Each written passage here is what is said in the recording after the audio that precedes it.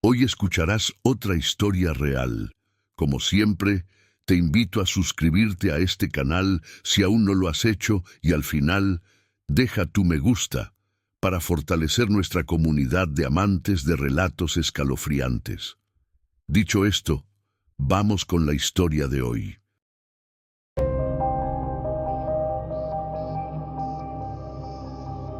Aquella noche, el viento silbaba entre las rendijas de la ventana como si intentara colarse en la pequeña casa de adobe. Dentro, el viejo farol iluminaba la estancia con una llama inquieta que oscilaba pero jamás se apagaba. Yo, sentado en la mecedora que rechinaba más de lo normal, sentía en el aire una presencia diferente, un peso que no podía explicar. El sonido del viento se mezclaba con los ladridos lejanos de los perros, componiendo una sinfonía que solo quienes viven en el campo conocen. Era una noche cualquiera, sin visitas esperadas ni señales de cambio. Lo único inusual era la llama del farol. Por más que el viento sacudiera todo alrededor, esa luz parecía empeñada en mantenerse viva, más brillante de lo habitual. Mi perro, un fiel mestizo, estaba echado cerca de la puerta. Siempre era el primero en alertarme, pero esa noche algo en él era distinto. Sus ojos estaban fijos en la oscuridad exterior, como si viera algo que yo no alcanzaba a percibir.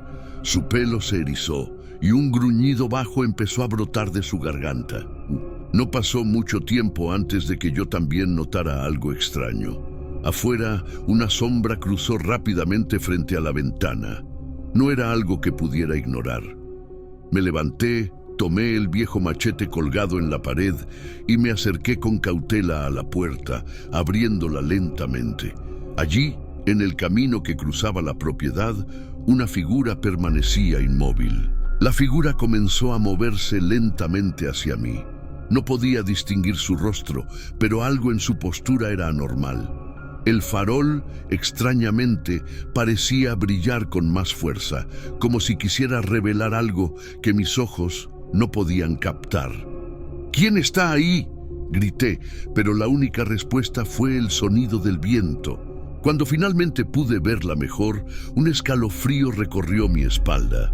La figura parecía humana, pero su rostro carecía de rasgos.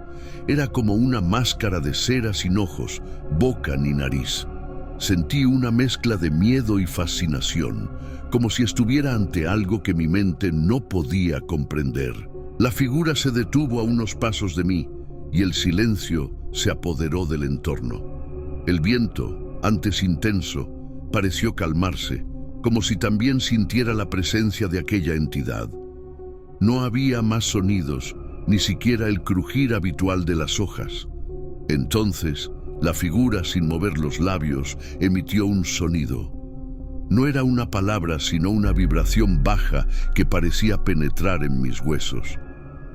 La oscuridad alrededor parecía viva. Los rincones familiares de la casa ahora se sentían alargados, distorsionados de formas imposibles. Yo sentía el aire más denso, como si la propia casa estuviera siendo devorada por la noche.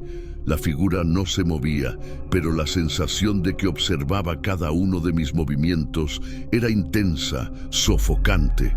El farol, como desafiando a la oscuridad, brillaba más fuerte.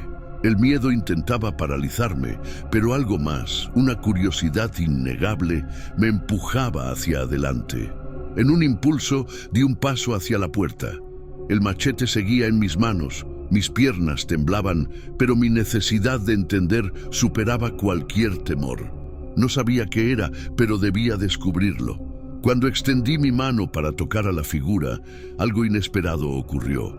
No fue un contacto físico, sino una sensación de calor que recorrió mi cuerpo entero.